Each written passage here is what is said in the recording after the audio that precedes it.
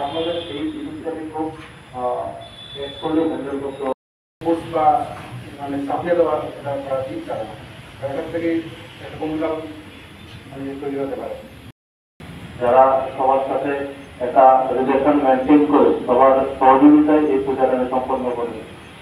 যারা যে রাস্তাগুলো থাকে পুজোর সময় আপনাদের তো কাইন্ডলি তো এখানে থাকাকালীন আপনাদের যথেষ্ট কোঅপারেশন পেয়েছি এবং খুব সুন্দরভাবে আমরা যে দুর্গোৎসবটা আমার ক্লাবের সদস্য যদি ওই নিয়ে আসুন অন্য কারণে ঢুকিয়ে দিই তাহলে অনেকটা কমে যাবে। প্লাস আমি মনে করি আপনাদের সিভিল ড্রেসে বড় বড় যে পূজাগুলো হয় সেই পূজার প্যান্ডেলে অন্তত 2 জন করে যদি সিকিউরিটি দিয়ে দেন, তারা বিভিন্ন এলাকা পরিদর্শন করে, তারা অন্তত নিউজটা আপনাদের দিতে পারবো। আর আমাদের কুঞ্জবন মার্কেটের মধ্যে একটা ফরেন লিগারের দোকান আছে, সেই দোকানটা বন্ধ হওয়ার পরেও পুজো উপলক্ষে বন্ধ থাকে, তারপরেও দেখা যায় মদ বিক্রি করে। আমি বলবো না কে বা কারা বসে। আমাদের এনসিসি পুলিশ স্টেশনের অন্তর্গত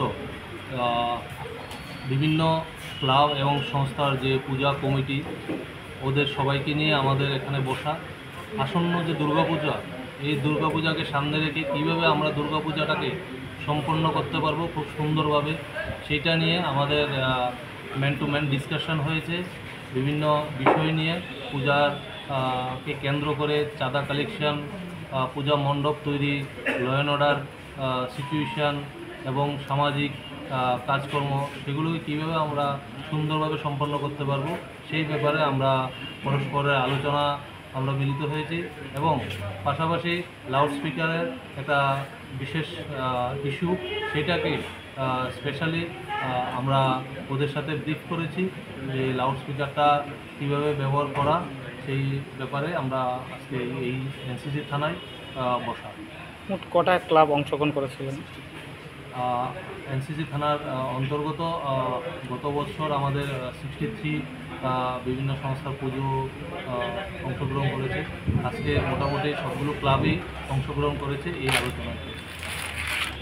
দুর্গাপূজা উপলক্ষে আইন শৃঙ্খলা রক্ষা এবং ট্রাফিক নিয়ন্ত্রণ বিষয় নিয়ে আমাদের থানাধীন বিভিন্ন ক্লাব, সামাজিক সংস্থা, পূজা উদ্যোক্তাদের নিয়ে আমরা একটা সভার আয়োজন করেছি। এতে প্রায় 63টি ক্লাবের বিভিন্ন প্রতিনিধি এখানে অংশগ্রহণ করেছেন, আমাদের এসডিও সাহেব রয়েছেন এবং একটা আলোচনা সভা চলছে এবং বিভিন্ন ক্লাব তাদের মত বিনিময় করছে এবং আমরা তার রেসপন্স দিচ্ছি এবং খুব সুন্দর অনুষ্ঠানটা হচ্ছে। যে পুজোর দিনগুলো যাতে কোনো সমস্যা যাতে তৈরি না হয় এবং হলে কীভাবে এটা সলভ করা যায় এবং আমাদের সঙ্গে কীভাবে কমিউনিকেশন করবে, মেনলি পিচপুরে যাতে পুজোটা কাটে তার জন্য